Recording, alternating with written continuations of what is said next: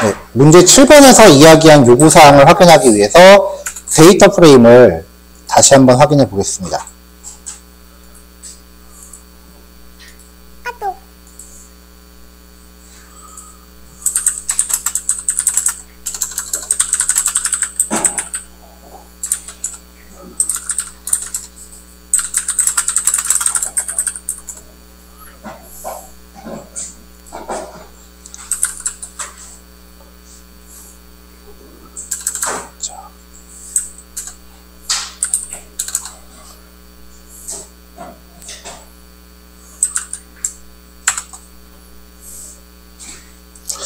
자, 이렇게 지금 나오고 있는데, 여기에 이제 평균 연비를 넣기 위해서 CTY랑 HWY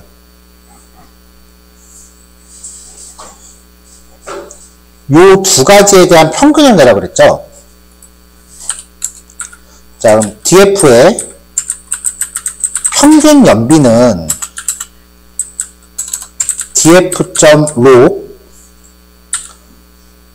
모든 행에 대해서 컬럼이 CTY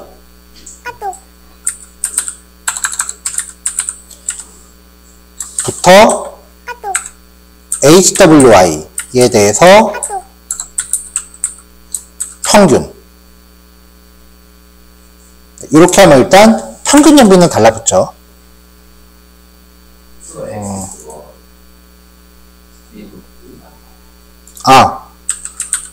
그치. 네. 이렇게 해서 이제 평균 연비는 달라붙죠.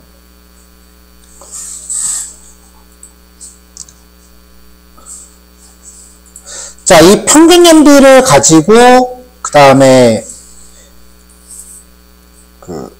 패스인지 아니면 페일인지를 확인하라 그랬죠. 자, 그럼 이제 numPy가 또 필요할 거고요.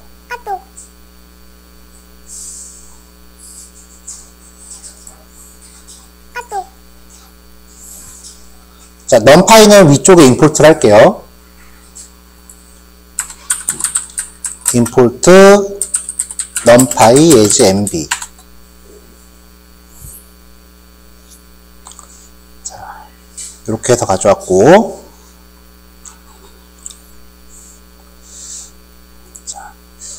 자, df에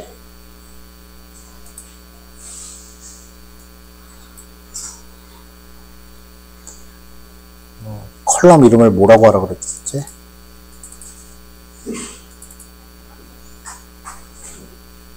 df의 평가는 mp.where df의 평균 연비가 일단 여기 전체 평균 연비에 대한 평균을 먼저 구해야 되네요. 자, 평균값은 df의 평균 연비에 대해서 min. 이렇게 하면 평균값이 나와요. 일단 이 변수를 하나 가지고 나서 평균 연비가 평균값보다 크면, 근데 여기 이상인지 초과인지는 얘기 안 했으니까 이렇게 되거나 둘 중에 하나로 처리하면 되고요. 자, 평균값보다 크면은 패스, 그렇지 않으면 fail 이라고 해서 평가라는 컬럼을 추가합니다. 자, 그럼 이렇게 쭉 나오죠. 자, 그 다음에 이제 등급에 대해서 이야기를 해야 되는데, 일단은 조건을 만들어야죠.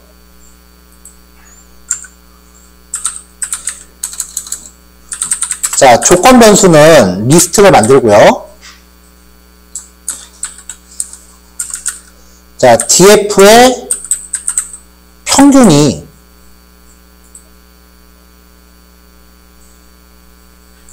그 전에 이 각각의 요 값에 대해서 전체 백분율을 자기가 얼마인지 이제 백분율을 구하라는 거죠.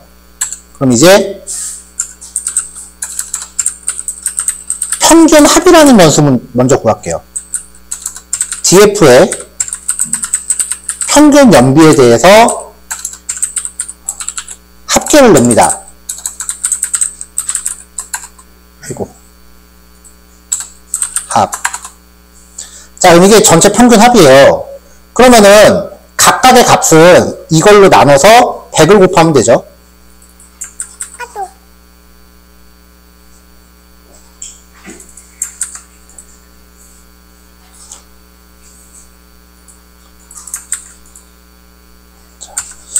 자, df의 평균 연비 나누기 평균 합 곱하기 100. 자, 그럼 결과가 이렇게 쭉 뜨는데 여기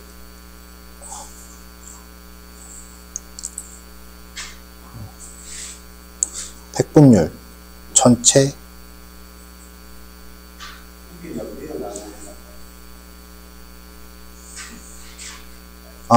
잠깐만.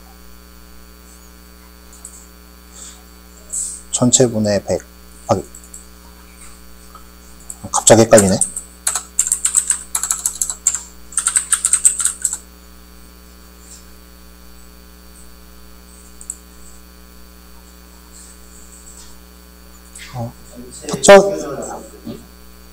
전체 평균? 전체 평균으로 나누라고? 전체 평균.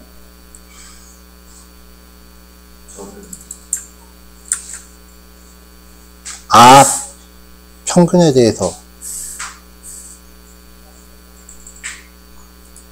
정해진 수를 100으로 나눈다.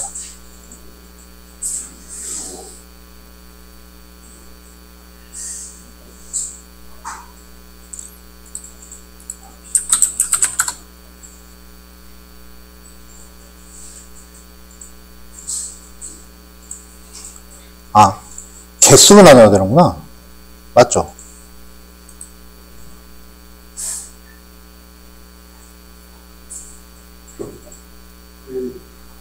기준량, 비교량.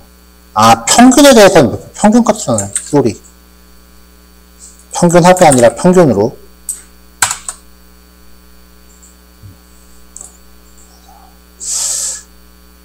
자, 이렇게 해서 요거를 정수로 바꿀게요.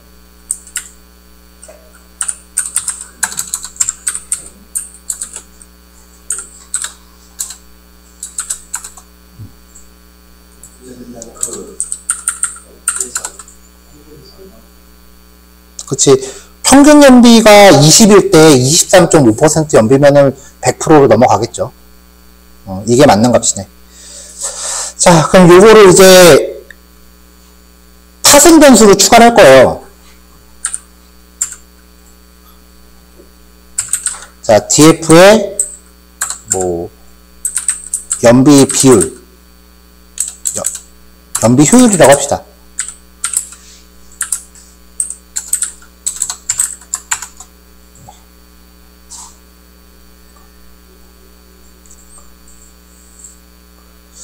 자, 그럼 이제 요걸 가지고 이제 등급을 매길 거니까 등급에 대한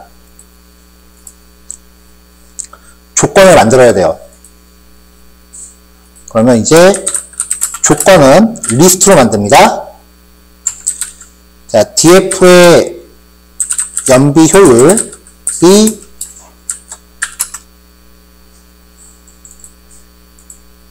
90점 이상일 때,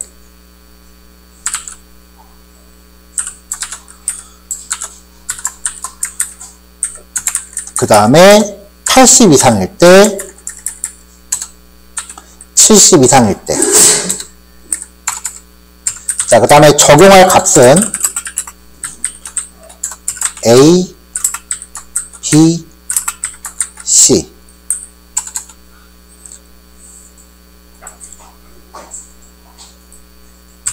자, 이렇게 해서 df의 등급은 np.select 조건과 값. 그 다음에 이 조건을 벗어날 때는 D라고 주면 되겠죠.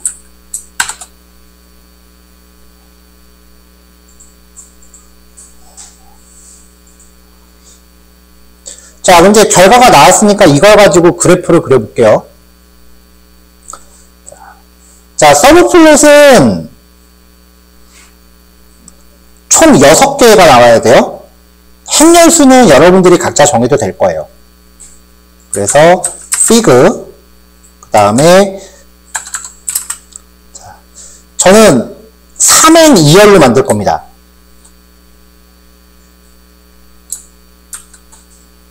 그래서 ax1, ax1-1, ax1-2 이렇게 해서 한행,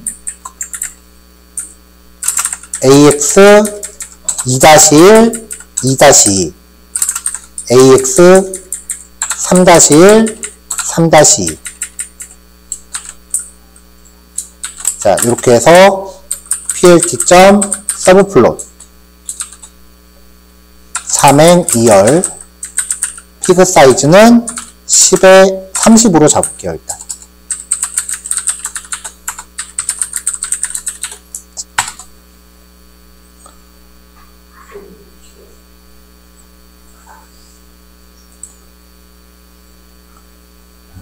30에 10으로. 오케이.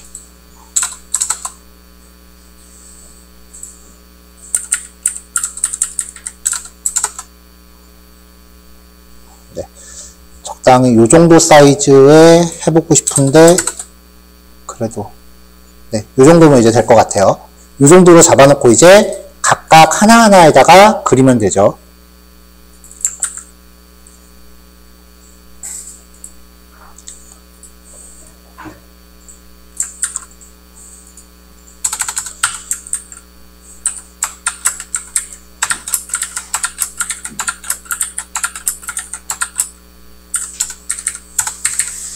자, 그래프 데코레이션은 크게 생략할게요.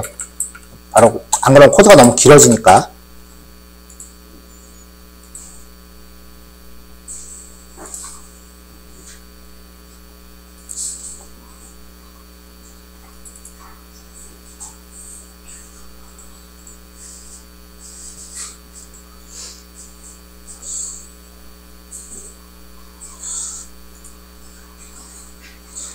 자, sb.countplot 데이터는 df로 두고요.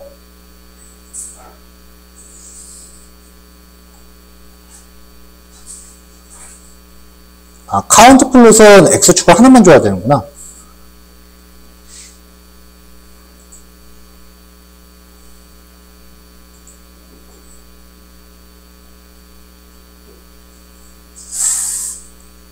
구동 방식에 따른 평가 개수.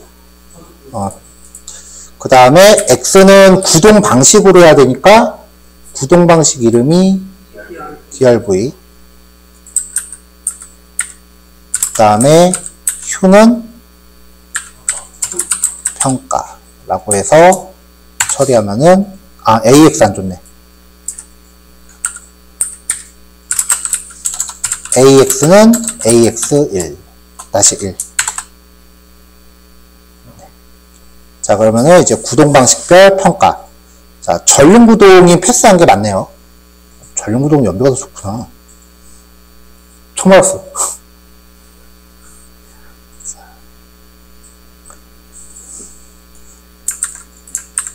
자, 구동 방식별, 그 다음에 여기 휴를 등급으로. 아이고, AX2. 자, 그럼 구동 방식별로 등급이 나오죠. 확실히 전륜 구동이 A 등급이 제일 많네요.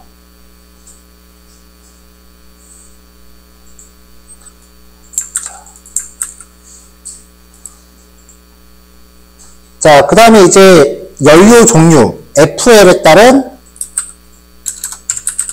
평가. 그래프 자체는 그렇게 크게 어렵진 않아요. 이거 변수만 계속 바꾸면 돼요. 연료 등급에 따른 등급.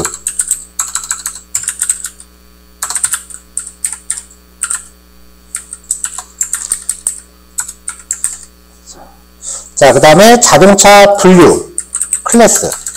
이 클래스는 소형차냐, 중형차냐, SUV냐 그런 걸 얘기하는 거예요. 이게 평가 3-1 분류별 등급 3-2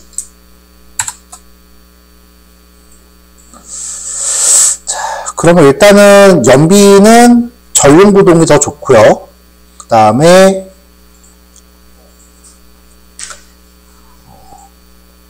연료 종류는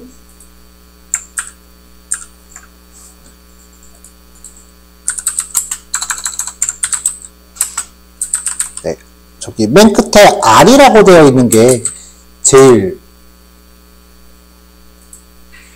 그 효율이 좋죠.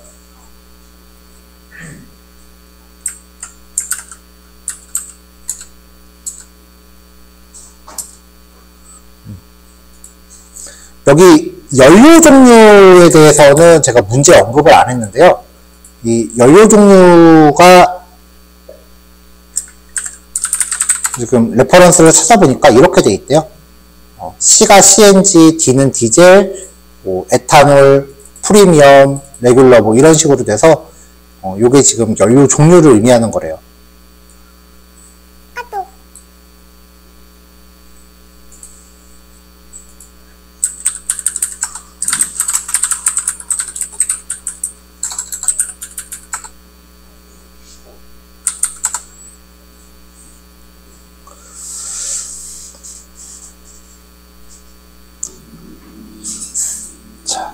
클래스 같은 경우에는 당연하지만 소형차가 등급이 제일 높아요. 근데 만약에 소형차가 싫다면 미드 사이즈, 그것도 아니면 뭐 서브 컴팩트, 이건 준중형이겠죠? SUV가 제일 연비는 안 좋대요. 그래도 우리나라 SUV가 더 많죠.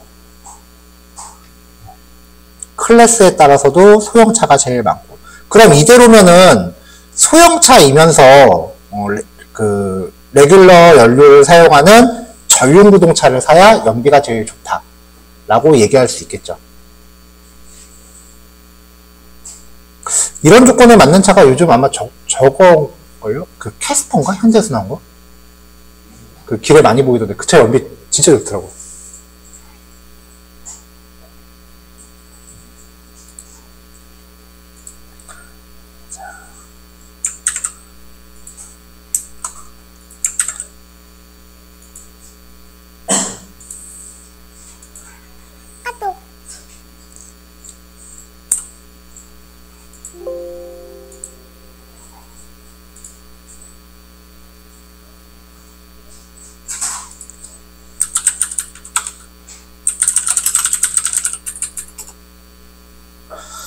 자, 파일을 지금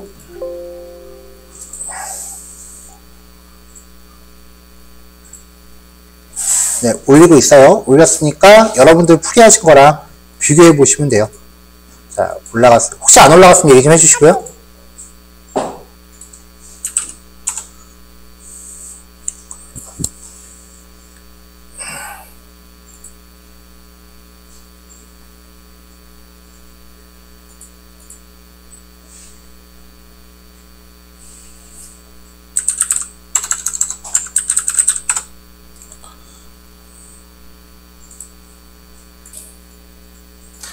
자, 이번에 살펴볼 내용은요, 이제 D-02의 기술 통계라고 하는 단원이에요.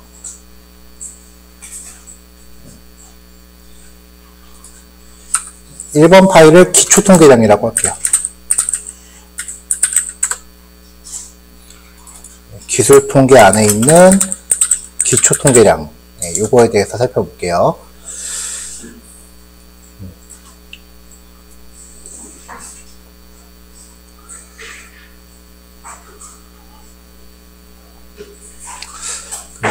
아직 그 데이터 전처리에 대한 부분이 아마 파이썬으로 데이터를 이렇게 조작하고 저렇게 조작하고 하는 게 제가 파이썬에 있는 모든 기능을 다 꿰뚫고 있지는 못해요.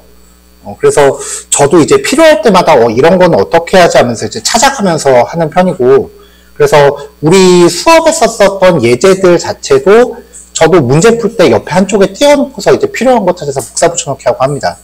함수들을 일일이 다 외우실 필요는 없어요. 그래서 추가적으로 또 그때그때 필요한 내용이 발견되면은 이 데이터 전처리 부분은 그때그때 내용을 조금씩 보완하는 걸로 할 거예요. 일단은 우리가 빨리 정립을 해야 되는 개념이 기술통계 단원이에요. 이 기술통계가 탐색적 데이터 분석의 가장 핵심이 되는 통계 과정이고요.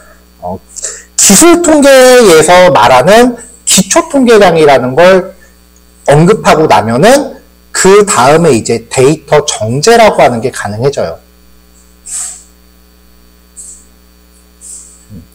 그러면 이제 진짜로 데이터를 아무거나 이제 부여했을 때 거기에서 뭐 어떤 그 서브젝트가 주어지면은 그 서브젝트에 맞는 시각화 자료를 만들 수 있게 되는 거죠.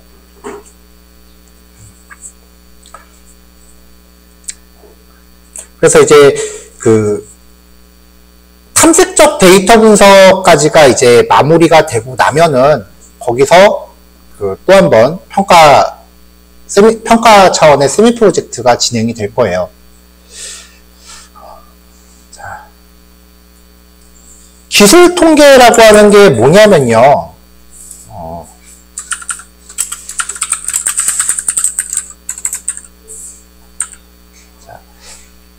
자료를 그래프나 숫자 등으로 요약하는 통계적 행위를 통칭하는 말이에요. 그러니까 우리가 했었던 그래프도 어떻게 보면은 그 데이터 프레임에 있는 내용을 요약한 거죠. 피벗 테이블이나 교차표 같은 거, 크로스텍 같은 것도 데이터 프레임에 있는 내용을 요약해서 재배치한 거죠. 그런 모든 활동을 이제 기술 통계라고 해요. 그래서 기술 통계의 핵심은 시각화예요.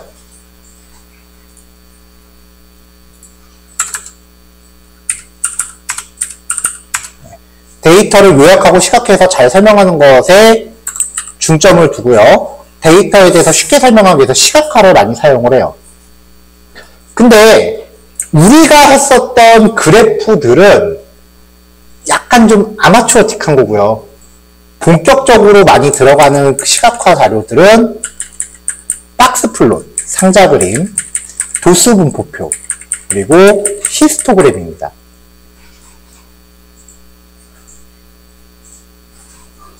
도수 분포표하고 히스토그램은 이름은 들어봤죠? 내용은 기억 안 나도.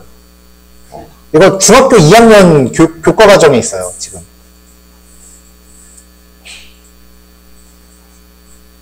아니, 걱정하지 마요. 저도 기억 안 나서 뭔지 다시 찾아봤어요. 민망해하지 않아도 돼. 나도 그랬으니까. 무슨 마음인지 알아. 나도 기억이 안 났었어.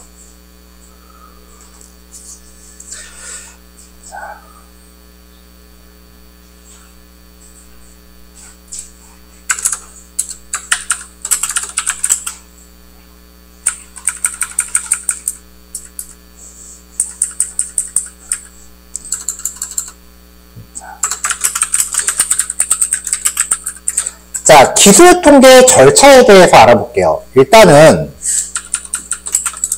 첫 번째로 데이터가 주어졌을 때 데이터의 전체 크기와 형태를 확인해야 돼요.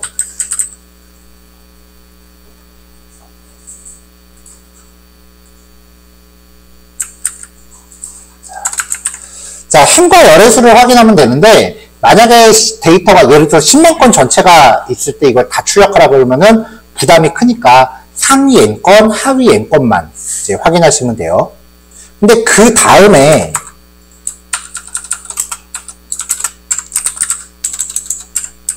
수치형 데이터의 경우 그리고 범주형 데이터의 경우가 기술 통계 방법이 좀 달라요. 사실 범주형 데이터는 기술 통계를 잘 안 하기는 해요. 얘는 단순해요. 데이터의 빈도수를 확인하면 돼요. 이거 말고 할 게 없어요.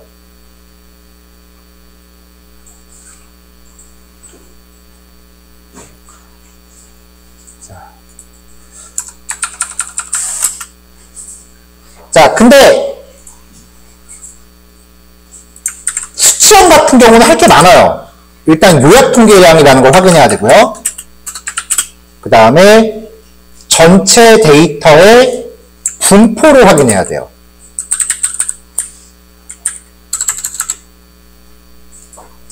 요약 통계량이라는 게 뭐냐? 그동안 계속 이야기했었던 평균, 중앙값, 표준 편차, 데이터의 범위, 그리고 사분위수 같은 거고요. 이 요약 통계량을 상자 그림이라는 그래프로 시각화합니다. 아까 박스 플롯이라고 이야기했었죠. 여태까지 우리가 다뤄보지 않은 유형의 그래프입니다.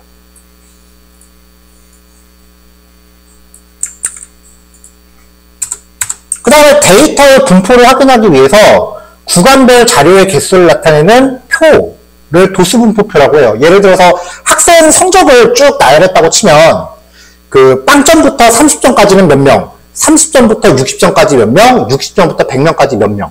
구간별로 데이터가 몇 개씩 들어있는지 표로 만들어 놓은 거를 도수분포표라고 해요. 그래서 만약에 30점부터 60점 사이에 20명이 있다. 그럼 그 20을 도수라고 하는 거예요. 근데 전체 학생이 100명인데 20명이 있었다. 그 구간에. 그럼 이거는 몇 %예요? 100명 중에 20명이면 20%지. 20이라고 표기하면은 절대 도수라고 부르고요. 0.2라고 표시하면 상대 도수라고 불러요. 100분율을 표시하면 상대 도수. 실제 값, 몇 개인지 개수를 세서 집어넣으면 절대 도수. 나중에 뒤에서 텍스트로 정리할게요.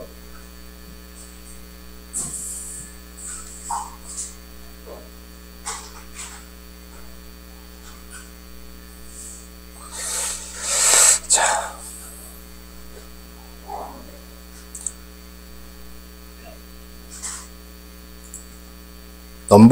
넘버를 하나씩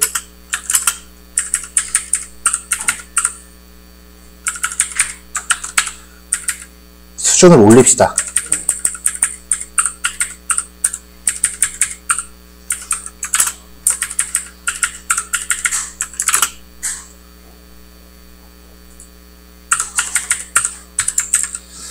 자, 그럼 이제 코딩으로 이 과정을 알아봐야 되니까 작업 준비를 해야죠. 자, 첫 번째는 패키지 참조해야 되고요. 그 다음에 데이터 가져오게 해야 되고요.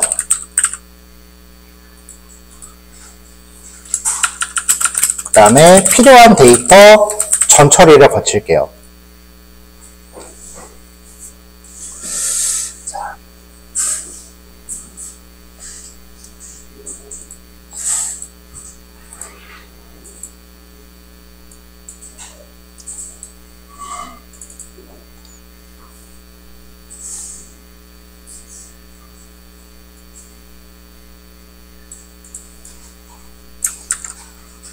자, 패키지는 기본적으로 여태까지 사용했었던 애들 그냥 쭉 가져올 겁니다.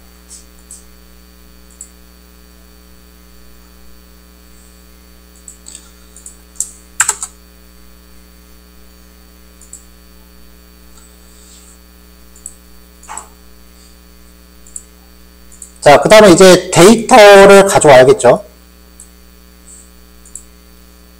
여기가 D의 02니까 D의 02는 지금 데이터 폴더 자체가 없네요.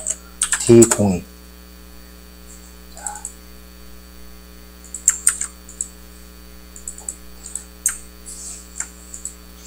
무슨 데이터를 쓸까? 이거는.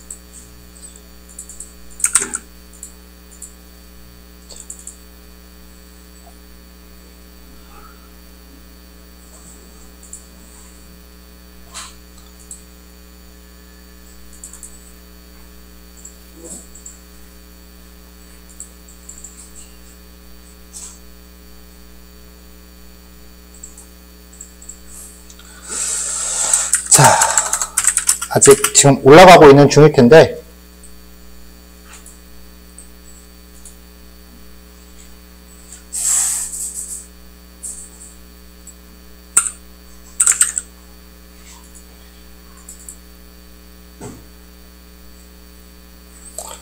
자, DF는 bid excel https. 왜냐면 예전 수업 자료가 맨날 했었던 건 성적표 데이터로 되어 있거든요. 근데 그 데이터 너무 많이 쓴 것 같아서 데이터 좀 바꿔보려고. data.hossam.kr 밑에. 자, 이것도 예제니까 이제 가상의 데이터이긴 합니다. kr 밑에 D02 밑에 add sales.slsx.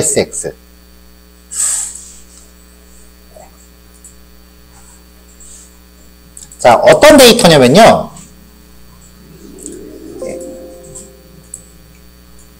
이렇게 생긴 거예요. 어떤 회사의 1년간의 광고비와 매출액을 표현한 자료다 라고 가정을 할게요.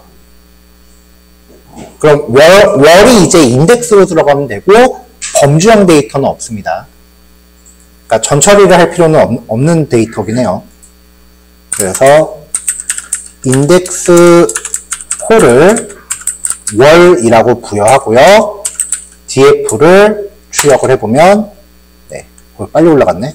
이렇게 데이터가 나와요.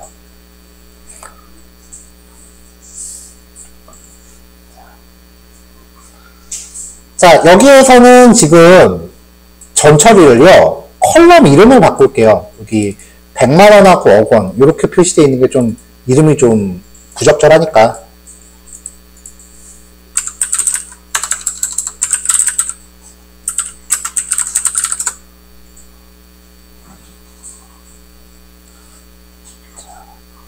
자, 데이터 전처리에서는 뭐 df.rename 컬럼스. 자, 비포 광고비 100만원 이렇게 되어 있는 거를 뭐라고 바꿀까요? 그냥 ADV라고 할게요. 그 다음에 매출액.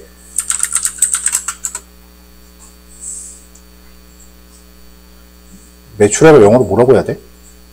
그냥 코스트 세일스. 오케이, 땡큐.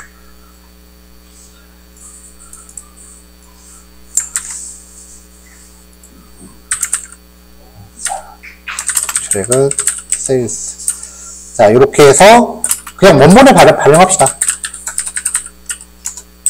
df.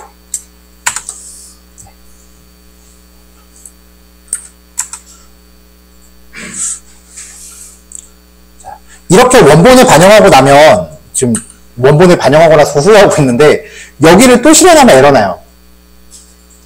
왜냐면 이미 이름이 바뀌었으니까 광고비 100만원이라는 필드가 없잖아요.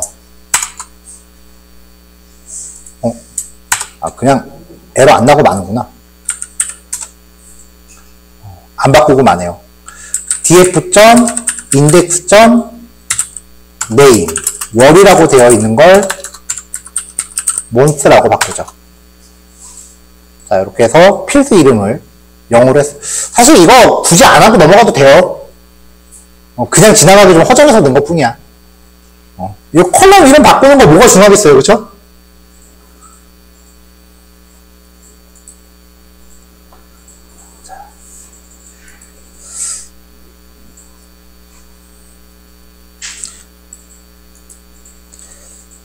자, 그러면 이제 이걸 통해서 우리가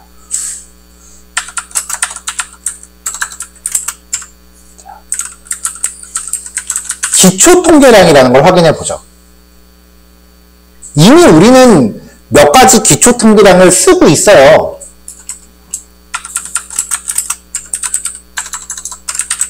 데이터의 범위. 데이터의 범위라 하면 최대값부터 최소값의 사이를 의미해요. 최대값부터 최소값의 구간을 의미하는 거예요. 그러니까 매출액, 굳이 영어로 해놓고서 ADV의 맥스 ADV는 데이터 프레임의 ADV에 대한 맥스. 자, 그냥 넣으면은 세로로 계산한다 그랬죠? 자, 민 ADV는 DF의 ADV의 민. 이렇게 해서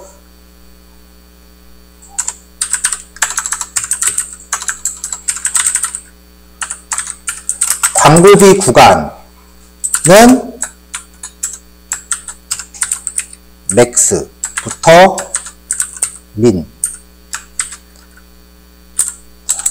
점 포맷 맥스는 맥스 ADV 민은 민 ADV 라고 하면은 광고비 구간이 나오죠. 민부터 맥스 사이로 가야 되는구나. 네, 이렇게. 단위가 억원이었죠?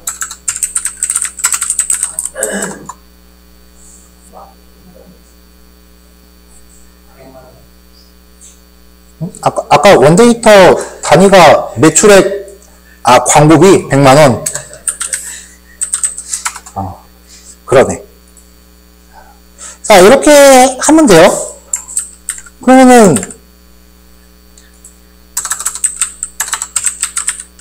뭐 하나 더 해보는 거는 손가락만 아픈 일이긴 하지만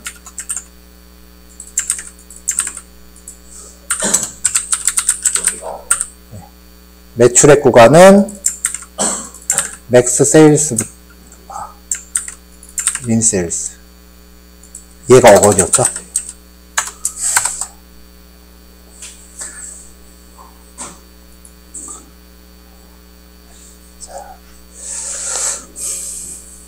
자, 이게 이제 데이터의 범위를 나타내는 거고요. 그 다음에 합계와 평균.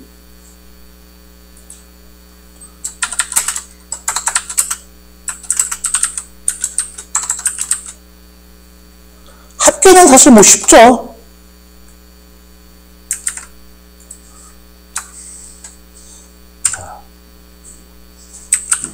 sum ADV는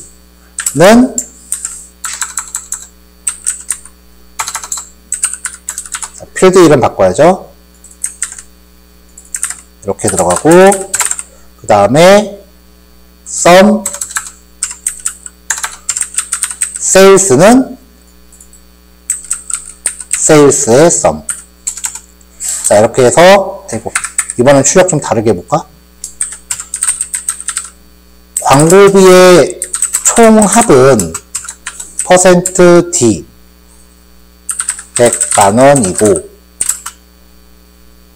매출액의 총 합은 %D 업원입니다. 라고 한 다음에 여기에 퍼센트 붙여서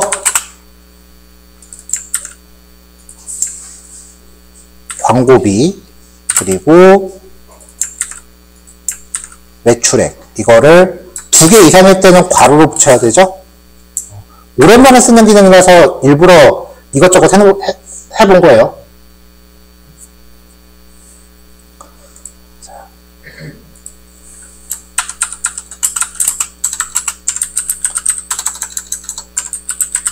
자, 평균. 평균이 뭐죠? 평균을 말로 풀어봐요. 평균을 어떻게 구해요?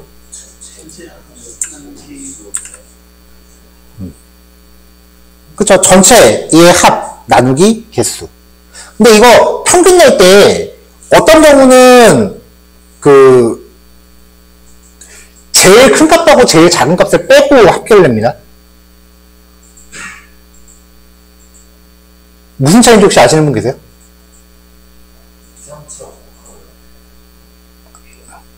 그게 아니고 표본의 평균을 낼 때는 다 계산을 하고요.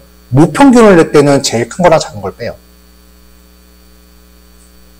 표본 집단과 모 집단에 대해서 얘기했었죠.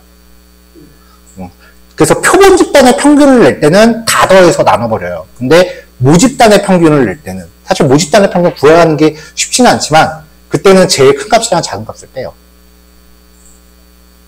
근데 일반적으로 모평균은 구한다기보다는 추론을 하기 때문에 일반적으로 평균이라고 하면은 그냥 다 더한 다음에 나눈다라고 이야기를 하는 거예요.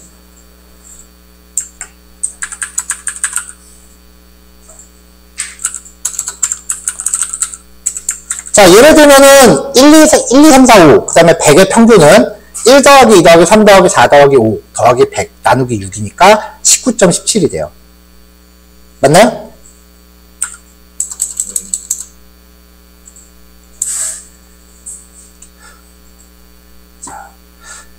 자, 예시를 왜 이렇게 들었을까? 1, 2, 3, 4, 5 나누기 5가 아니라 뒤에 100을 왜 넣었을까? 이게 특정 숫자는 그쵸.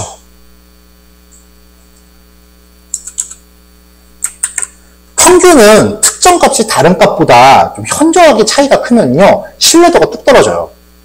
데이터가 1, 2, 3 나오는데 평균이 19래. 말이 돼?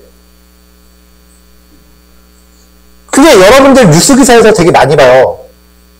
개발자 평균 연봉 얼마다 뉴스 나오는 거 있죠. 이게 이런 이유야.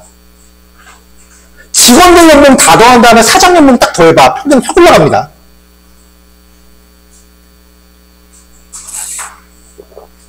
여러분들은 그 통계 오류에 빠져갖고 여기 앉아있는 것일도 몰라.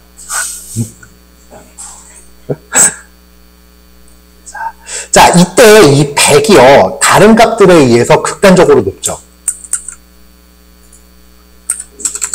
그래서 이 값을 극단치라고 해요. 다른 값에 비해서 극단적으로 차이가 나는 값을 극단치 혹은 이상치라고 해요. 이상치라는 용어도 지금까지 많이 썼고 극단치라는 용어는 오늘 처음 나왔는데 숫자로 놓고 보면 그 두 개가 의미가 같아요. 만약에 여기 있는 사람들의 몸무게를 쟀는데 혼자 몸무게가 7kg야. 극단적으로 낮죠. 이건 뭐가 좀 이상하구나 봐야 돼. 사람들의 성별을 조사했는데 데이터가 MF 이렇게 쭉 가다가 혼자 갑자기 A가 툭 튀어나왔어. 이상하죠? 이상치라고 하는 거는 숫자일 수도 있고 범주형일 수도 있어요. 정해지지 않은 카테고리에 들어있으면은 걔도 이상치예요. 근데 이상치 중에 데이터가 수치형이면 따로 극단치라고 불러요. 그러니까 극단치 안에, 이상치 안에 극단치가 포함되어 있는 개념이에요. 결국은 같은 개념이야. 구별하지 마세요.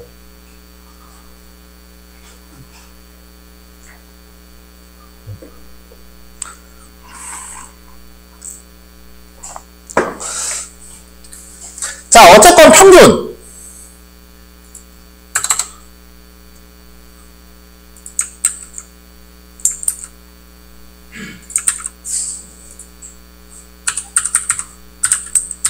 민.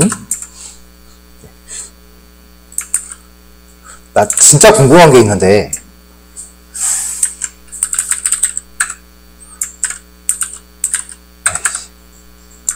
이거 대답해 주실 수 있는 분.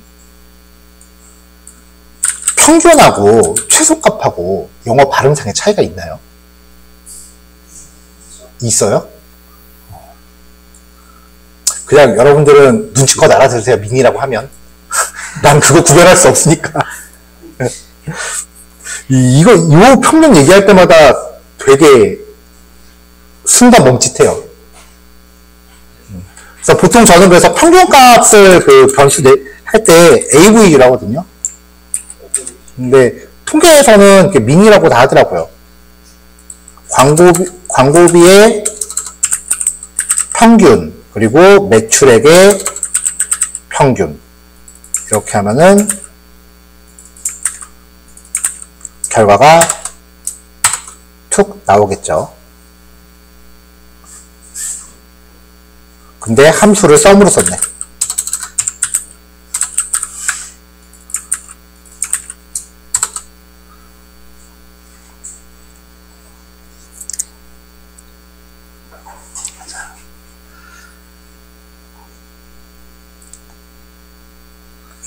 자, 그러면 지금 아까 제시했었던 예시에서 평균값은 신뢰가 있다 없다? 신뢰도가 떨어질 수 있다라는 거죠. 그래서 이런 경우에 평균값의 차선책으로 선택하는 게 중앙값이라는 거예요.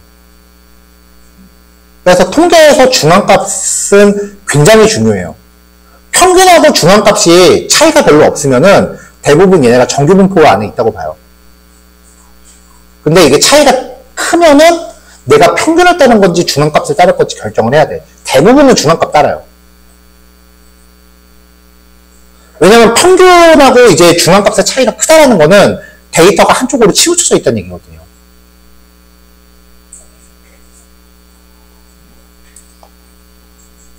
자, 그래서 그 다음이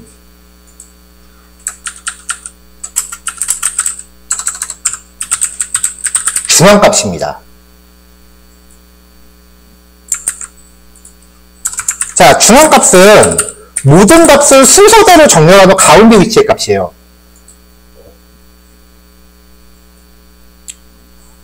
조금 전에 말한 것처럼 평균의 신뢰도가 현저하게 낮을 경우 데이터의 분포를 확인하기 위해서 사용을 해요.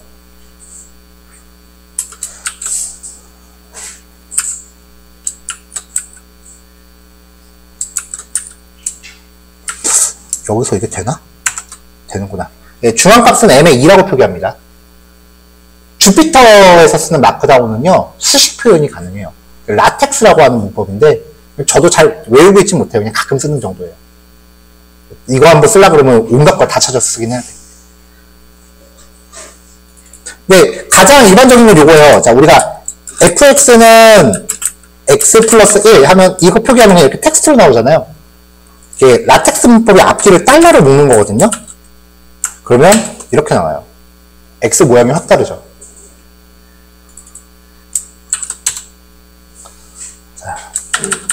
자, 중앙값.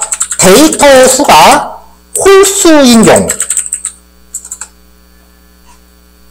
이건 쉬워요. 모든 값을 순서대로 정렬한 다음에 가운데 거예요. 그러니까 1, 2, 3, 4, 5의 중앙값은 3이에요. 그럼 데이터의 수가 짝수개인 경우는?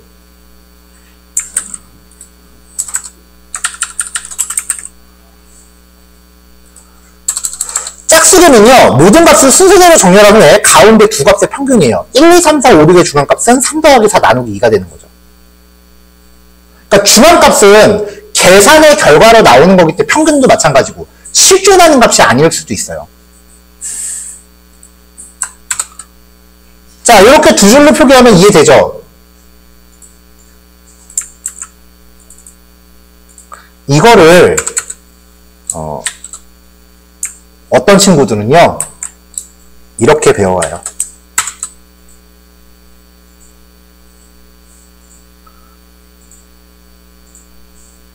m의 2는 x, 2의 m 플러스 1.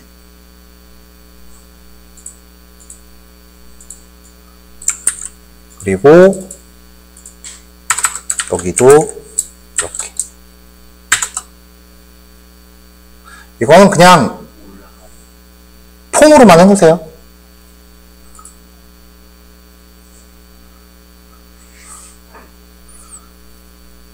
괄호가 위로 올라가야 되는데 왜 밑에 표기되는지 모르겠다. 아, 이거 언더바 넣어서 그런가? 그러네.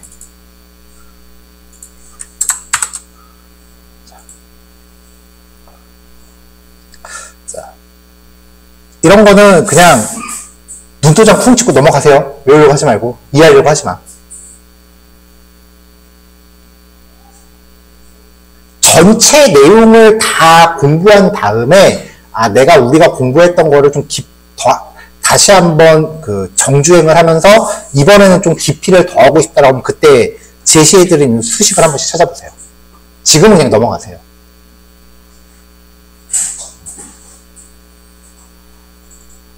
자, 이따위에 굉장히 꼴보기 싫은 공식들이 나오긴 하지만,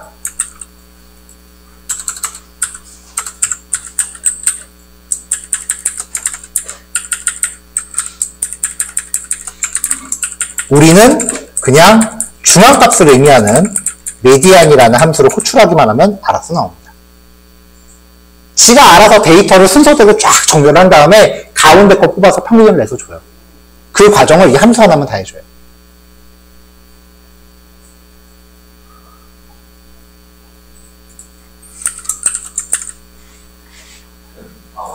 미디안 A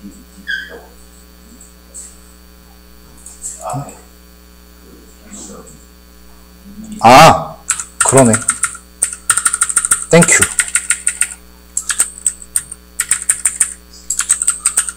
지금 이런 규칙으로 가고 있는데, 그쵸?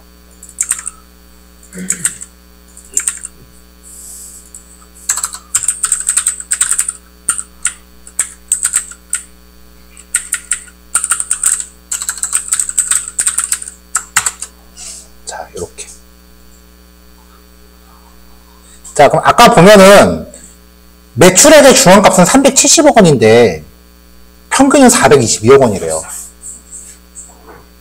이 말인즉슨 평균 중앙값보다 매출액이 큰 거죠. 그럼 이 말인즉슨 그 1년 중에 언젠가 광고 그 매출액이 폭탄 터진 달이 있었단 얘기야. 그럼 데이터를 보면은 매출액이 특별히 클 때가 있었단 거겠죠. 쭉 가다 보면은 12월, 뭐 9월, 11월 이때가 다른 때보다 좀 폭탄 터졌죠. 특히 12월 달. 그럼 이제 12월 달에 무슨 일이 있었는지 아니면 우리 회사에서 12월 달에 무슨 짓을 했는지 그걸 찾아봐야 돼. 근데 보니까 광고비가 좀 유독 많이 나가긴 했네요. 그쵸? 그럼 그러니까 이때 어떻게 광고를 했는지를 찾아내면은 이 회사는 계속 매출이 빵빵 오르겠죠. 이것만 해도 이런 사실을 알아낼 수 있다고요.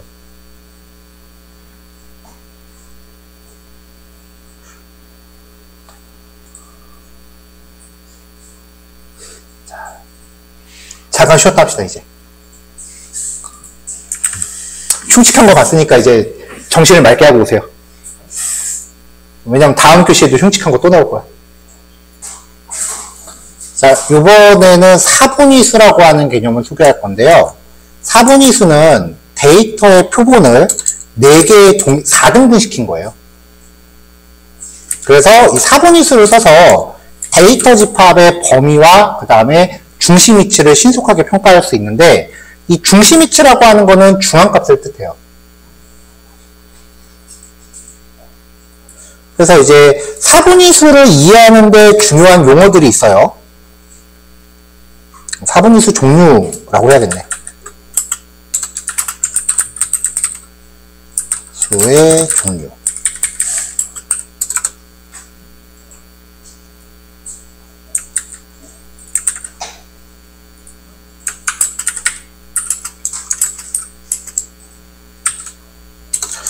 자, 사분위수를 보통 퀀틸이라고 불러요. 그래서 Q로 표기합니다. 그래서 1사분위수는요, 하위 25% 데이터를 뜻해요. 1사분위수는 하위 25%. 그러니까 100명 중에 꼴등부터, 이제 꼴등부터 76등까지. 하위 25%니까 반대로 하면 상위 75%잖아요.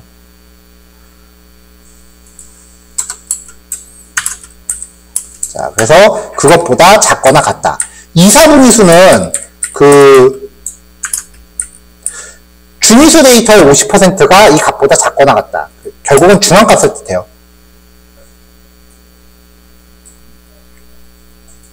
그 다음에 3사분위수는 1사분위수가 하위 25%니까 보통 설명에서는 하위 75%라고 표기하거든요.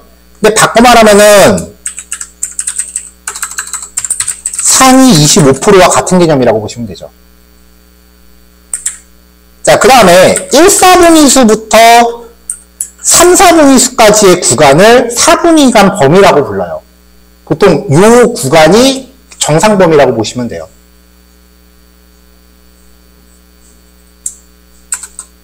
표가 잘 나오나? 잘 나오네. 자, 그래서 1사분위수.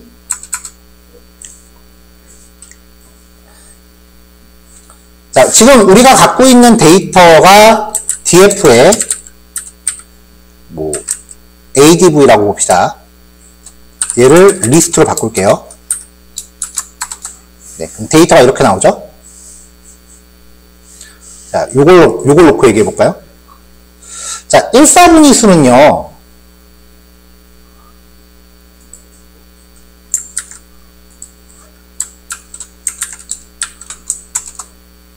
자, 총 도수 빼기 1 곱하기 0.25 플러스 1 이렇게 해서 구합니다. 아무리 수식하고 담사도 4분위수 공식은 해야 돼요. 왜냐면 4분위수 공식을 알아야 이상치를 구해요.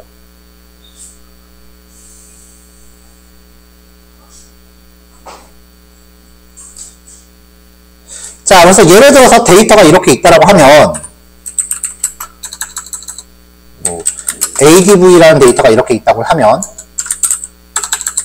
총 도수는 데이터 전체 개수를 뜻하는 거예요. 렌의 adv라고 하시면 되겠죠? 그러면 q1은 이거 그대로 이렇게 하면 또 수식으로 들어가지. 자, q1은 타임수가 곱하기입니다. 자, 이렇게 구하면 프린트 q1이라고 했을 때 콤마? 어디 콤마?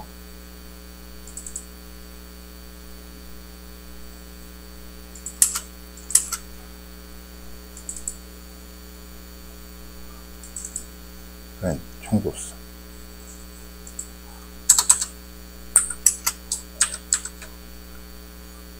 자, 얘가 지금 문법이 어디가 잘못된 걸까요? 눈에 안 보이는데? 어디 못하는 것 같은데? 총도수, 렌, adv.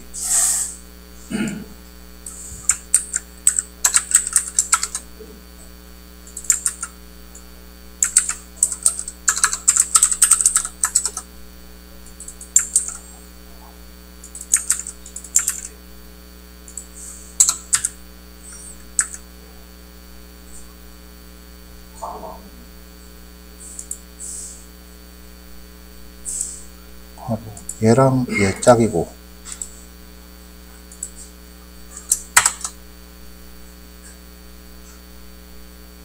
내가 어디 콤마를 잊었냐고 물어보는데 어디 콤마가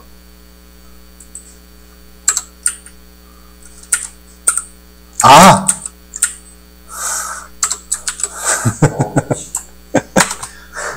자, 이게 1사분위수예요.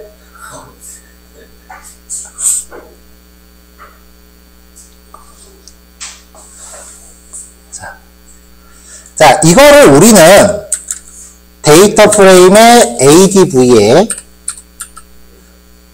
퀀틸 q는 0.25라고 해서 구할 수 있습니다. 0.75구나. 응? 왜 값이 다르게 나오지?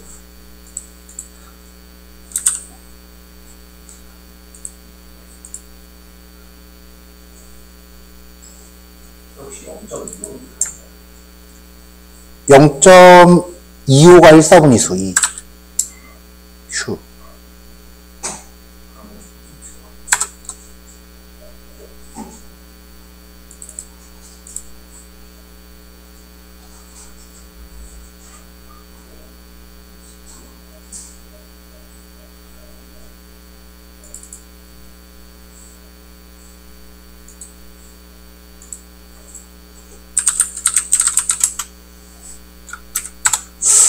위에 게 틀렸을 거예요, 아마. 왜냐면은, 아까 그 광고비 봤을 때, 하위 25%가 3만원이라는 건 말이 안 되잖아요.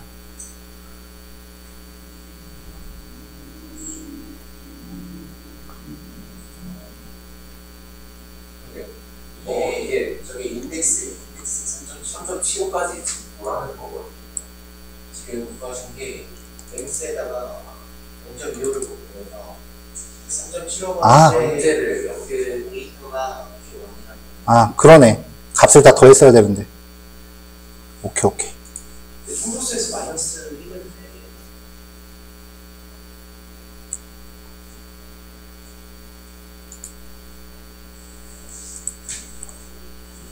렌 너무 아,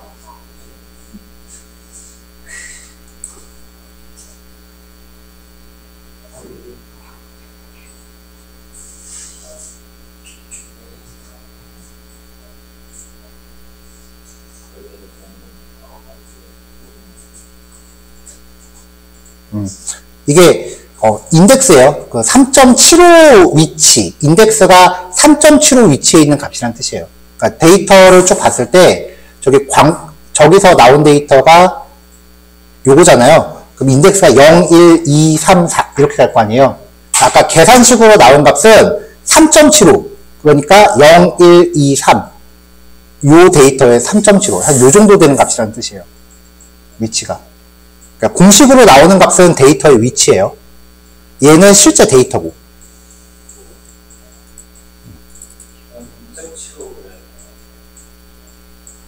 총도수 4분의 1수. 미안해. 1 더 해야 돼. 1 더 해야 돼. 빼는 게 아니라 더 해야 돼.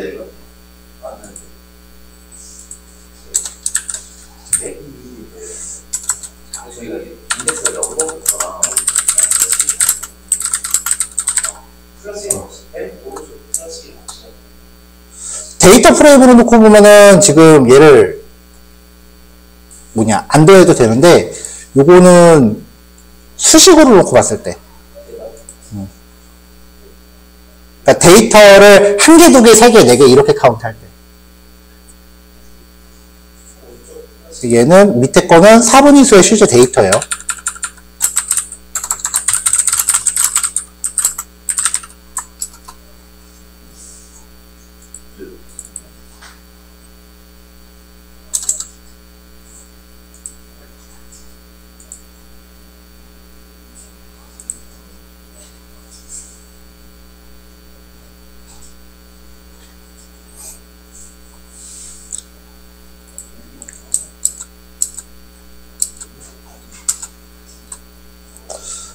자, 그럼 이제 2, 4분의 수로 넘어갈게요.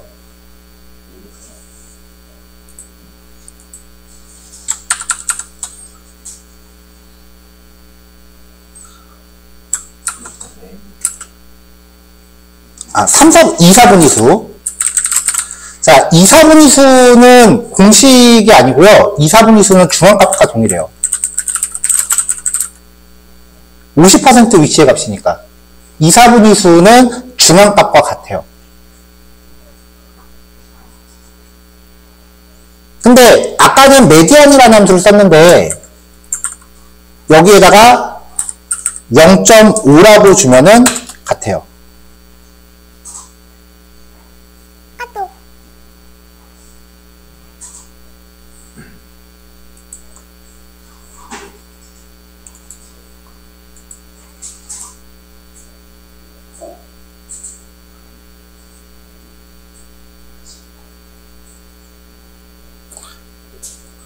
자, 그 다음에 이제 3, 4분의 수 같은 경우는요, 여기 공식에 0.25를 곱했잖아요.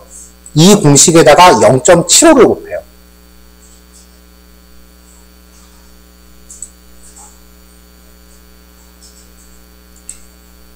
(3, 4분의 수는 0.75를 곱해요.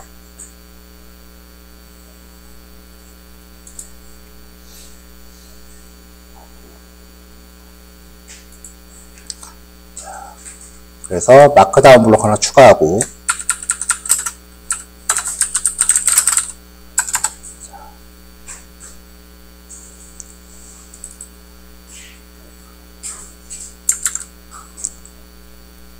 (3, 4분의 수의 공식은 Q3 여기에다가 0.75를 곱해요.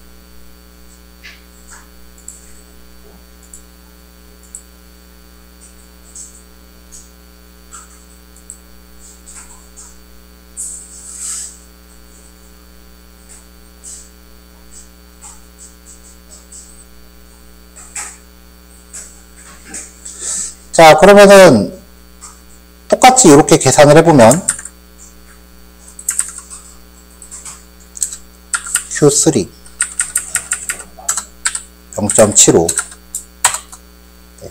이렇게 데이터 인덱스가 나오는데, 요거는 아까 그 실제 데이터의 위치라 그랬죠? 여기에다가 0.75를 지정하면은 이게 3, 4분위 수가 되는 건데, 그럼 응용하면 이 3, 4분위 수 같은 경우는 그 상위 25%라고 그랬잖아요. 바꿔 말하면. 그럼 상위 10%라고 하려면 어떻게 해야 될까요? 여기 0.9를 주면 돼요. 그럼 상위 10% 값이 나오죠. 응용하면 이렇게 나와요.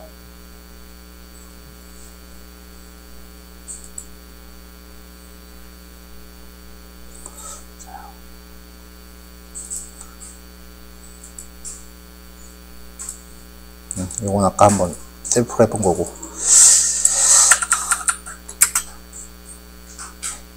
자, 그러면은 4분위간 범위. 4분위간 범위는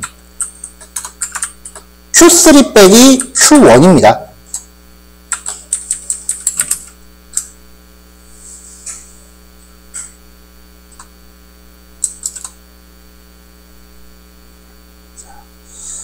자, 그러면은 요거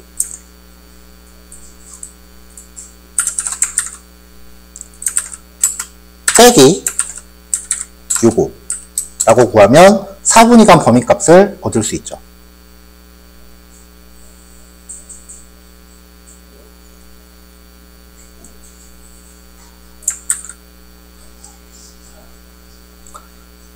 자, 4분위수를 이야기하는 이유가요. 이쪽에다 필기를 조금 더 넣읍시다. 자, 4분위수 데이터는 관측치가 아니라 계산된 값이기 때문에 실존하지 않는 값일 수도 있어요. 그리고 정확하게 계산하려면 종종 두 관측치 사이를 보관해야 돼요. 실존하지 않는 값이기 때문에.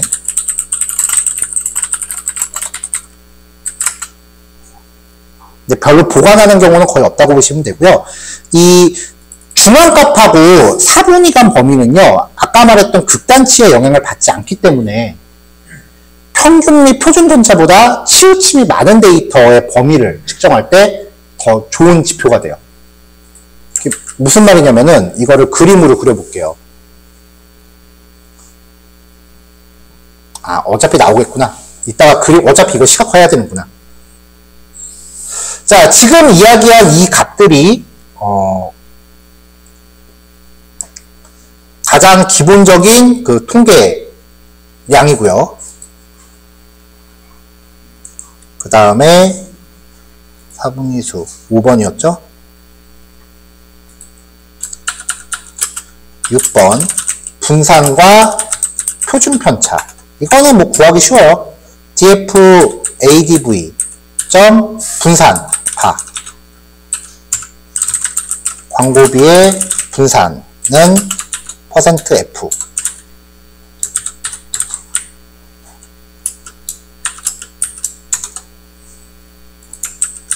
다음에 표준 편차.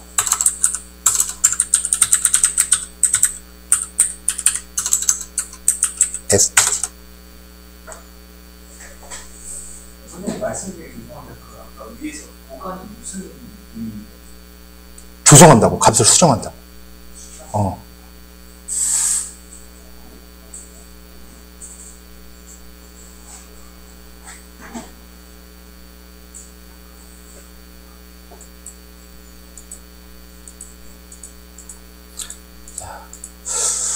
자, 이런 이제 기초 통계량들을 일일이 구해서 이제 일일이 구해서, 일단 여러분들이 나중에 뭔가 어떤 현상에 대해서 데이터 분석을 하고 싶다. 머신러닝으로 어떤 분석 결과를 뽑고 싶다라고 하면 데이터 수집을 할 거 아니에요. 그럼 그 데이터를, 양이 어마어마할 거 아니에요. 그거를 만약에 여러분들 A4지에다 엑셀을 그냥 다 갖다 붙일 건 아니잖아요. 그래서 내가 수집한 데이터가 이러이러한 수치값들로 설명되어 있다라고 해서 이 기초통계량 값을 표 하나에다 나열해서 딱 붙이는 거예요.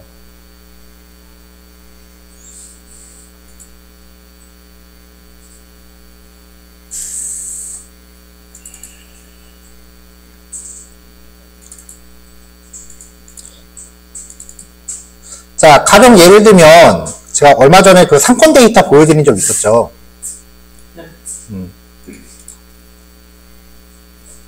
이 데이터가 이렇게 생긴 데이터인데 되게 많죠?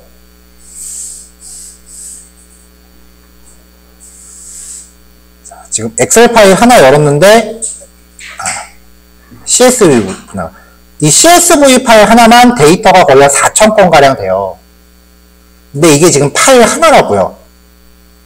2019년도에 대해서 생활인구, 직장인구 하면은 1년에 거의 8,000개에서 10,000개 정도 데이터가 나와요. 이거를 6년치를 취했다고요. 그럼 거의 6만 건의 데이터잖아요.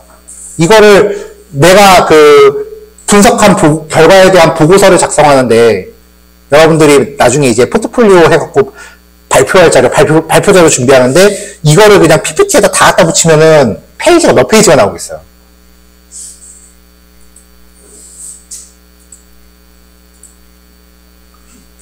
그쵸?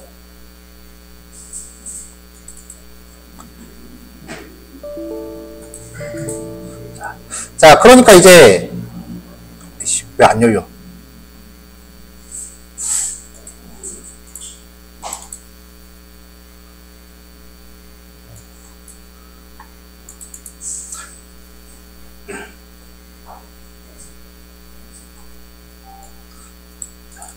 자, 그러니까 이제 데이터를 이제 조사를 하고 나면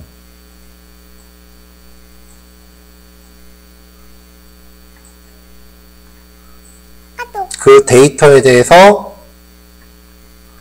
어디 갔어?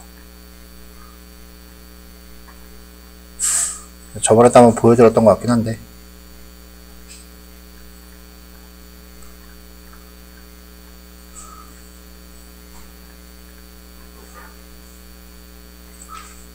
이런 식으로 이제 각각의 변수별로 지금 여기 요 세로로 인덱스로 나열되어 있는 게 데이터 프레임의 그 컬럼들이고요.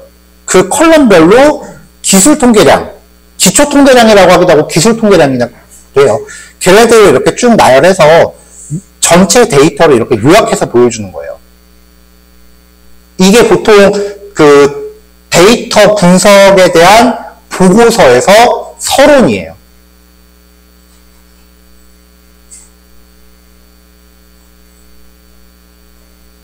그럼 이제 이걸 놓고 이걸 이제 설명하는 말을 막 써서 붙이는 거야. 근데 그냥 설명하기는 애매하니까 요거를 토대로 이제 얘를 설명하기 위해서 각종 시각화 자료들을 갖다 붙이는 거죠.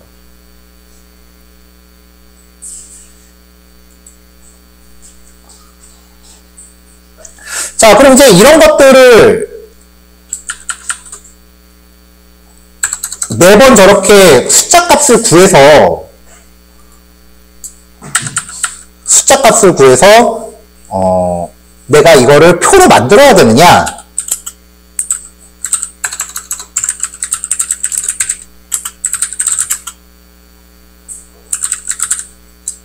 자, 기초 통계량을 일괄 산출합니다.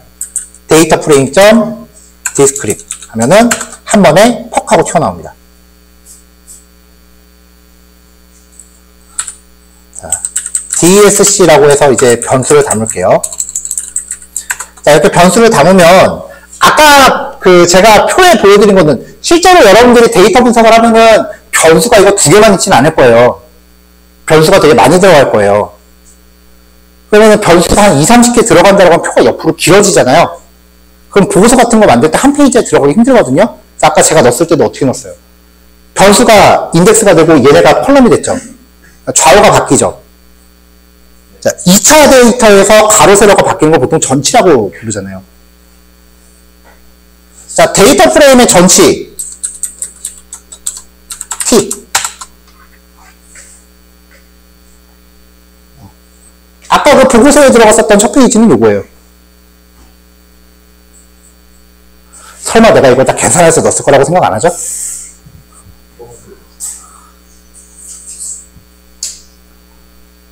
자, 이 디스크리브 함수를 호출하면요, 이렇게 요약된 표를 만들어 주는데 지금 우리 데이터에서는 명목형 변수는 없었죠.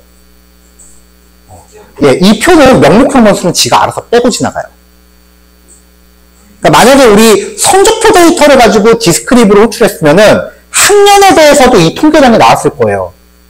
근데 학년에 대해서 이거 빼볼 필요가 있나요? 그러면은 전처리 단계에서 학년값을 카테고리로 선별을 하고 넘어가야 된다는 소리죠. 그러면 알아서 빼고 넘어가요, 명목형은. 명목형은 데이터의 그 빈도를 구해야 된다고 그랬죠. 1학년 몇 개, 2학년 몇 개, 그걸 구해야 되지 여기에 포함시키는 값이 아니에요.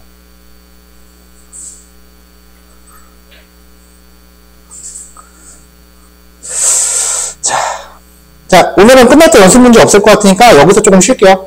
표정들이 싸해서 조금 쉬었다가 이제 이 내용을 시각화하고 기술 통계량은 마칠 거예요. 자, 쉬는 시간 동안 제가 데이터를 조금 수정을 했어요.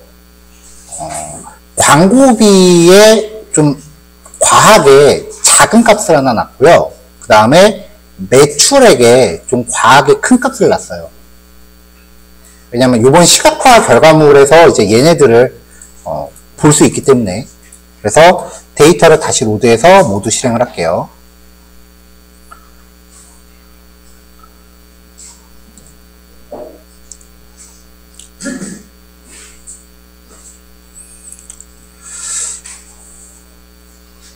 자, 기초통계량 일괄 산출한 다음에 전치구하는 것까지 갔고요. 이제 기초통계량을 시각화하는 자료입니다. 그래프를 만들 거기 때문에 그래프 전용 설정 코드 복사해서 갖다 놨고요. 그 다음에 박스 플롯이죠. 데이터 프레임 객체점 박스 플롯이라고 호출하면은 이렇게 표시가 됩니다. 여태까지 보던 그래프하고는 좀 유형이 많이 다르죠.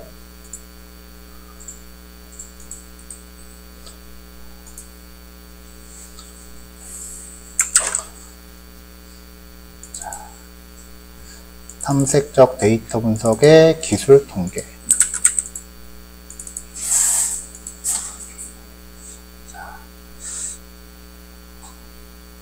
자, 이 기초 통계량을 시각화하는 걸 이제 상자 그림이라고 하는데요.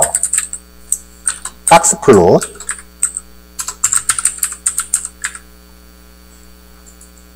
상자 그림은 데이터의 분포, 그 다음에 범위나 분포나 같은 말이긴 한데 범위 및 분포, 그리고 사분위수,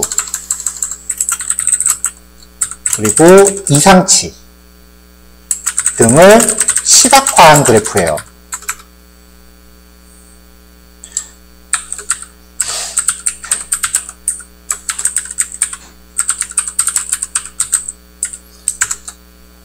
PNG가 아니고 확장자가 JPG.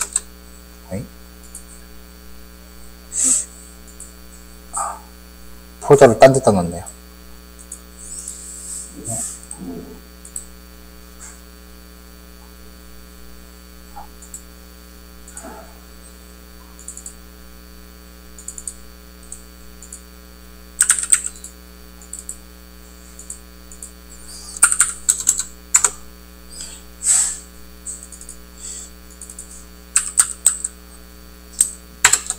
자, 요게 이제 상자 그림인데요. 요 박스 안에 들어가 있는 데이터가 일반적인 데이터 분포다라고 보시면 돼요. 그래서 이 박스의 제일 위의 선이 3, 4분위수고요.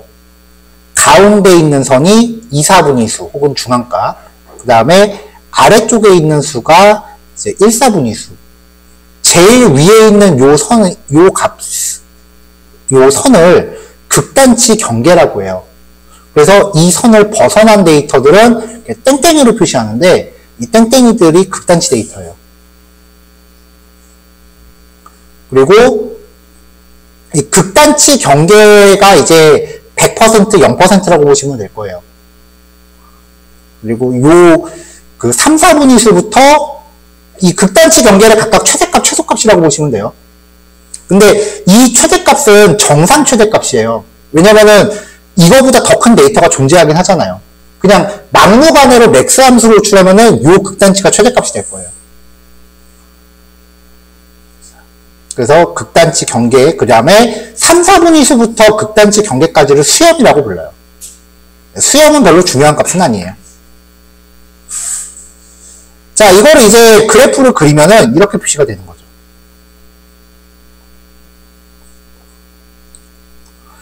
자, 근데 얘 그릴 때 조심하실 게, 만약에 격자를 표시하고 싶으면 그리드가 반드시 박스 플롯보다 먼저 호출돼야 돼요. 나중에 호출되면 안 나오더라고요. 이건 왜 그런지 잘 모르겠어. 원래 API가 그런가 보죠. 자, 지금 이 데이터는요, 두 데이터의 범위 자체가 상당히 다르기 때문에, 광고비 같은 경우는 굉장히 작게 표시가 될 수밖에 없어요. 매출액은 상대적으로 단위가 크니까 좀 크게 표시되죠.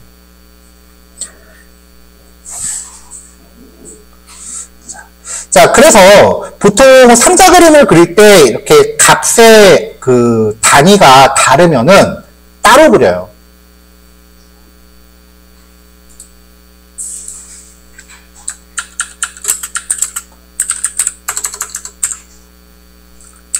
특정 컬럼만 그 시각화하는 방법인데요. 이 코드 그대로 복사해서 갖다 넣고 박스 플롯의 파라미터로 ADV 하고 주면은 얘만 나와요. 아까 지금 이랬던 애가 이렇게 찌그러져 보였던 거니까 훨씬 이게 보기 낫죠. 그러니까 이제 이런 것들을 구현하려면은 이제 데이터의 단위가 각각 다르면 얘를 서브 플롯으로 각자 그리는 게 더 효율적이겠죠.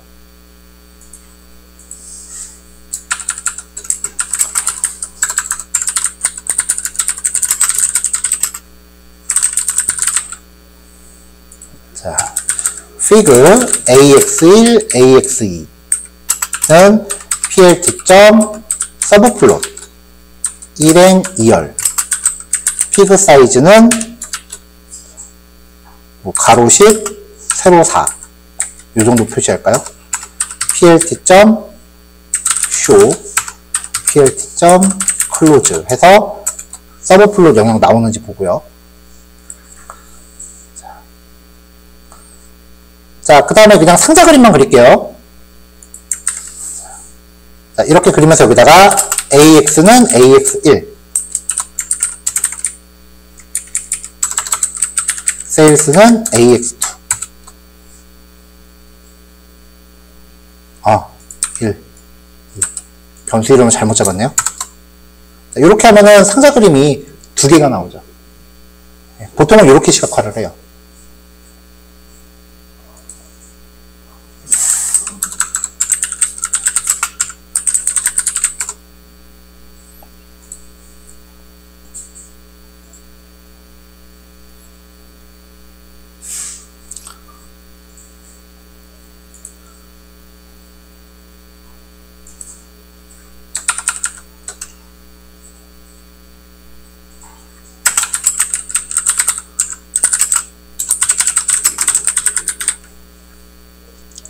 자, 10원을 사용한 상자 그림도 한번 해볼게요. plt.figure, plt.show, plt.close 라고 하면서 sb. 박스플롯 데이터는 df 정해주면 되고요. x축에 adv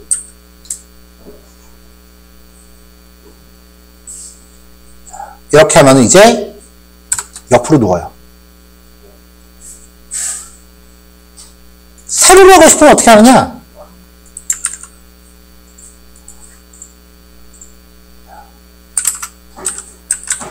오리엔트는 V, 버티칼. 그러면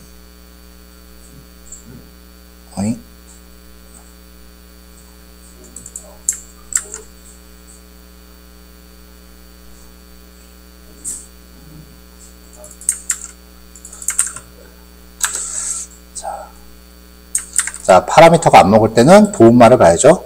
물음표 sb.박스플롯. 오리엔트 있는데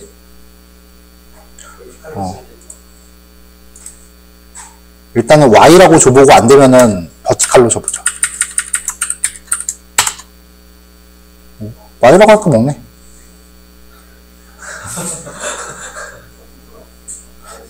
그래프 사이즈를 크게 잡아서 그래. 그래프 사이즈를 위에서 또 작게 잡아줬으면 괜찮았겠지. 어디 갔어? 요거.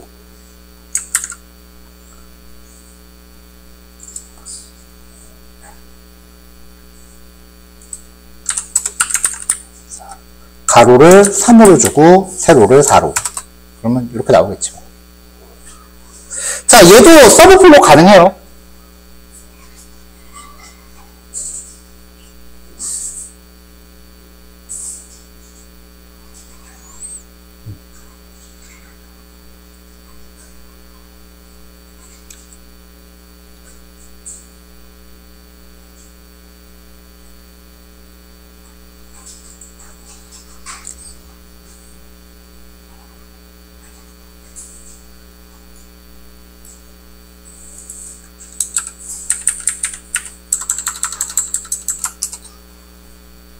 자, 그냥 데이터 프레임만 주면 컬럼별로 다 그립니다, 얘도.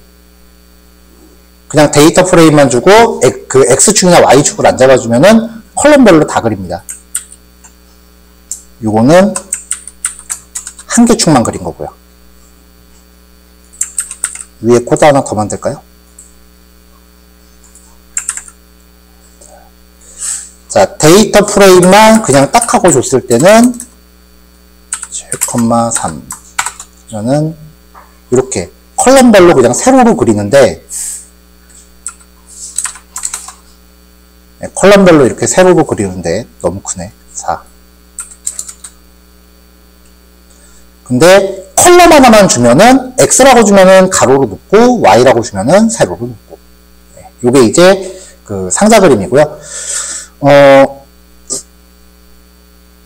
10원을 사용해서 쓸 때는 만약에 여기에 명목형 변수가 끼어 있다면, 데이터 프레임 원본에 명목형 변수가 끼어 있다면 휴 파라미터를 또 쓸 수 있어요.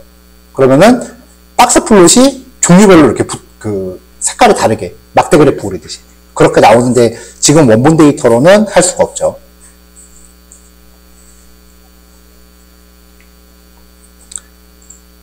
자, 그래서 지금 위에 있는 요 값과 아래에 있는 요 값들이 이상치라고 부르는 값이다.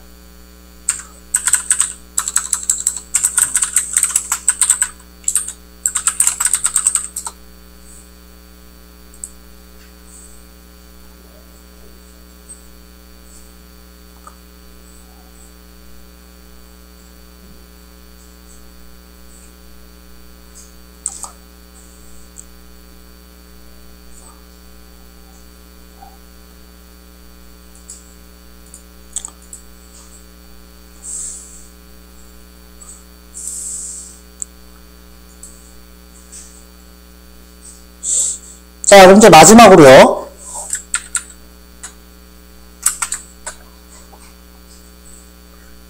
샵 06 극단치 경계. 데이터가 극단적으로 크거나 작은 값을 극단치 혹은 다른 말로 이상치라고 합니다. 라고 한다. 그 값을 결정하는 기준이 되는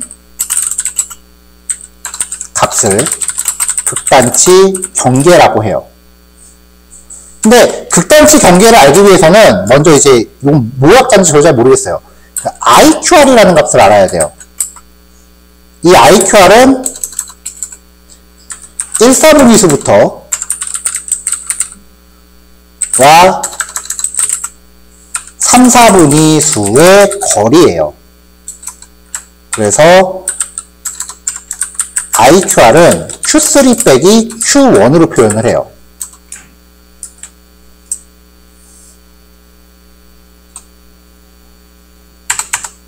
자, 그러면 이제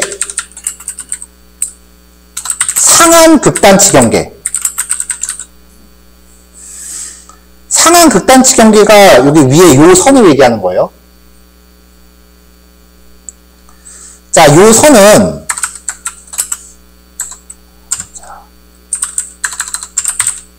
상한 값은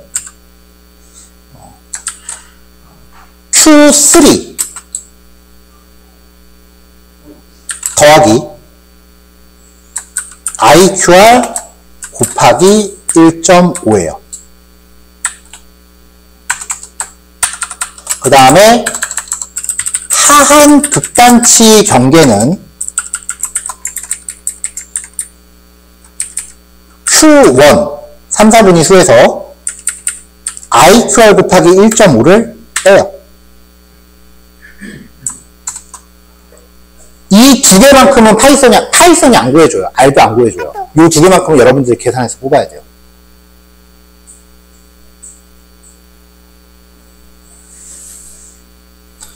여기 상한이 아니고 하한이라고 돼 있네. 하한이라고 넣어야죠.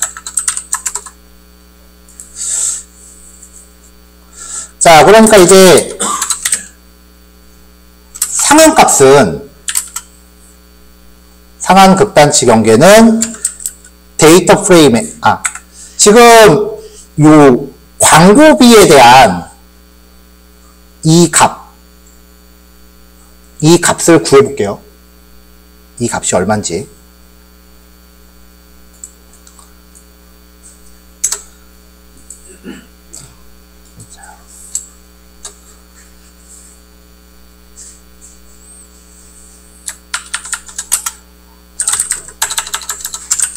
광고비에 대한 이상치 구하기입니다. 광고비는 하한이니까 상한을 구할 필요 없고 시각화했을 때 하한만 있는 거 아까 나왔잖아요. 그러니까 DF의 광고비 점 퀀틸의 Q는 0.25 이게 1/4분위수였죠? 자, 이게 Q1이고요. 그 다음에 Q3는 0.75였죠. 그러면 이제 IQR은 Q3 빼기 Q1이라고 그랬죠?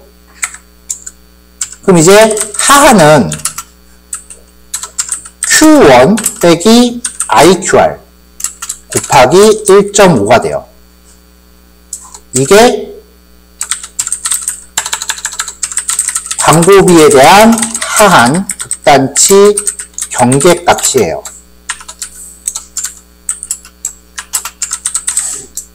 이건 포인트가 아니라 박스 플러스 이거 그쵸, 그 선. 자, 요게 나왔어요. 그럼 이 값보다 작은 값은 이상치예요. 몇 개가 있건 간에. 그래서 데이터 프레임 점 쿼리 ADV가 하한보다 작은 데이터만 뽑아라. 자, 이거를 df1이라고 놓고요. 요 df1에 대해서 ADV를 확인해 보면은 2라는 값, 1월달에 있는 2라는 값이 이상치다라고 나오는 거예요. 이것만큼은 여러분들이 계산해야 돼요. 이거는 파이썬이 안 구해줘요. R도 안 구해줘요. 요거는 직접 계산을 해야 돼.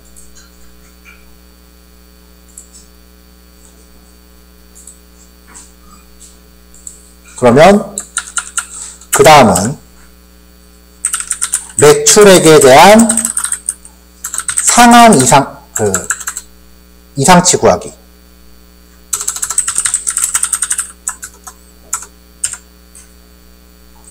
자, 그럼 아까 요거는 구해놨으니까 상한은 컬럼이 바뀌는구나. 그쵸? 컬럼이 바뀌죠?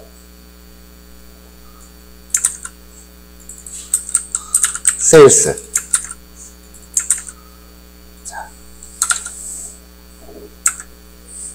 Q3 더하기 IQR 곱하기 1.5.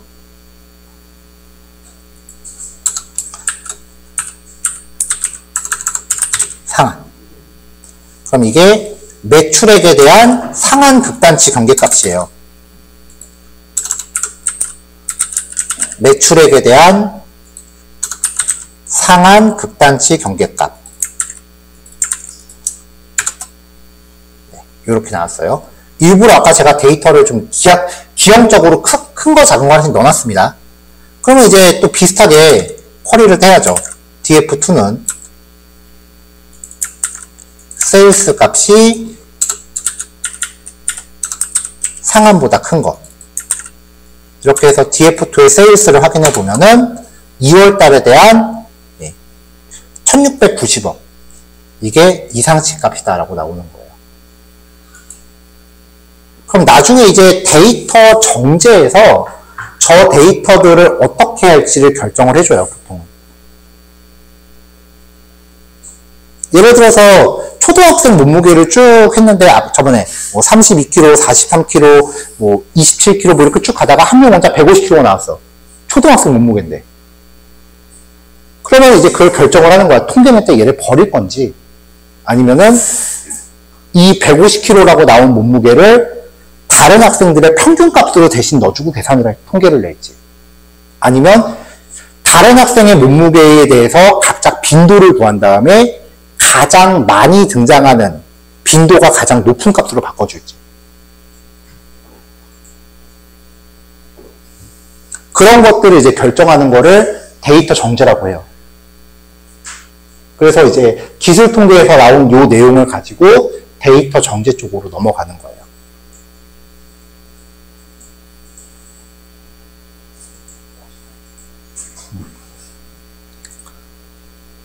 이제 여기부터 이제 통계가 시작이 되는 거예요.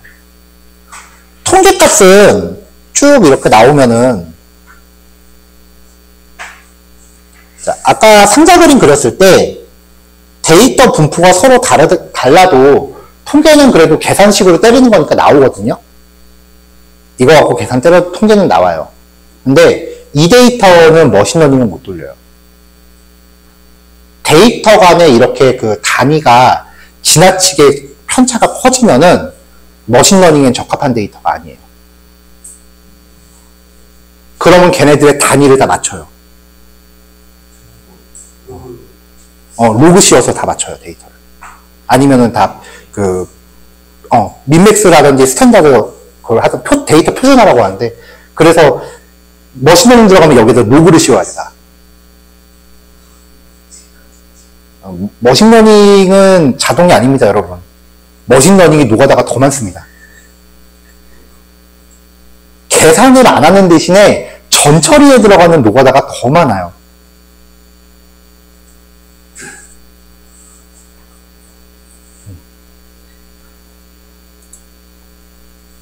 그래서 제가 파이썬을 한참 다룰 때 파이썬 다루면서 그런 생각한 적이 있었거든요. 내가 파이썬으로 이 짓을 하는 그냥 엑셀 하는 게 낫지 않을까라는 생각한 적이 있거든요. 근데 머신러닝 하면서도 똑같은 생각이 들었어. 내가 탄서플로우로 이 짓을 하고 있느냐 그냥 파이썬으로 통계 돌리고 말지. 그런 생각이 들 때가 있었어요. 꽤 많았어요. 전처리가 더 힘들어.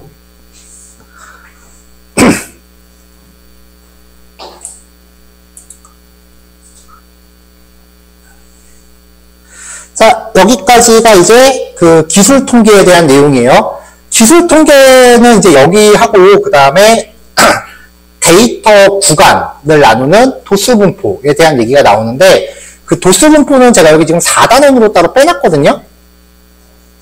근데 요 4단원 파일, 그러면 지금 2단원에서 파일이 요거 하나 하고 끝내야 돼서, 한 단원을 파일하는 건 조금 애매해서, 4단원을 내일 2단원 안으로 넣어서, 도수 분포랑 데이터 빈도 체크하는 거, 그거를 좀 마저 진행하고 데이터 정제로 갈 거예요. 도수 분포는 넘파이가 다 계산해주기 때문에 크게 어려운 건 없어요. 넘파이가 도수 분포도 만들어줘요. 데이터 구간화는 기술 통계 쪽에 같이 묶어서 하는 걸로 하겠습니다. 자, 이거 되게 중요한 내용이에요.